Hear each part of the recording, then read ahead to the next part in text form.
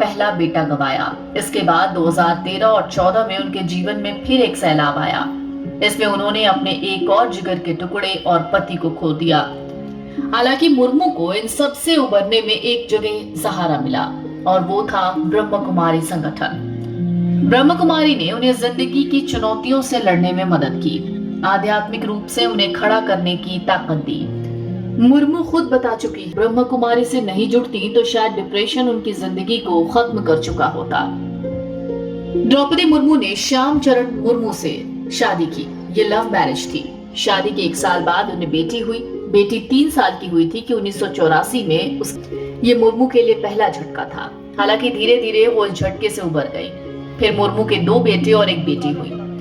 2009 से 14 तक उनके जीवन में एक के बाद एक भूचाल आए। 2009 में मुर्मू के भाई के घर पर उनके 25 साल के बेटे की रहस्यमय तरीके से मौत हो गई। इस घटना ने उन्हें पूरी तरह से तोड़ दिया था। बेटे के जाने का गम वो बर्दाश्त नहीं कर पाई। उन्होंने सबसे मिलना जुलना छोड़ दिया, डिप्रेशन में जाने लगी। ब्रह्म कुमारी संगठन के बारे में वो पहले से जानती थी। उन्होंने वहां फोन किया, फिर उन्होंने कोर्स किया। उन्हें लगा कि वो पहले ही क्यों वहां नहीं आई। कार्यकर्ताओं के जोर देने पर वो दोबारा सार्वजनिक जीवन में सक्रिय हो गईं। इस दौरान संस्था से उनका जुड़ाव बना रहा। फिर 2013 में उनके दूसरे बेटे की मौत सड़क दुर्घटना में हो गई। 1 महीने के भीतर द्रौपदी मुर्मू के छोटे भाई और उनकी मां नहीं रहे। 2014 में उनके पति का साथ छूट गया। इन दुखों के पहाड़ से उबरने के लिए उन्होंने आध्यात्म का सहारा लिया। जिस ब्रह्म कुमारी की हम बात कर रहे हैं उनके बारे में भी जान लीजिए। ब्रह्म कुमारी अंतर्राष्ट्रीय स्वयंसेवी संगठन है। ये एक आध्यात्मिक संगठन है जिसकी नींव 86 साल पहले लेखराज कृपलानी ने डाली। शुरुआत में इसे ओम मंडली के नाम से जाना जाता था। इसका मुख्यालय राजस्थान के माउंट आबू में है। इसका आधार 133 देशों में है।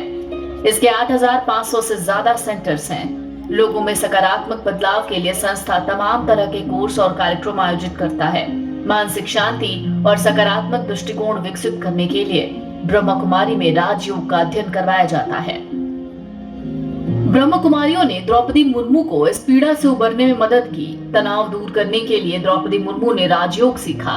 इसके अलावा संस्थान के अनेकों कार्यक्रमों में हिस्सा लेने लगी। यहाँ तक कि उनकी बेटी इतिश्री को भी उन्होंने संस्था से जुड़ने का सुझाव दिया। और आज इन तमाम दुखों से पार पाकर द्रौपदी मुर्मू बन गई हैं राष्ट्रपति द्रौपदी मुर्मू।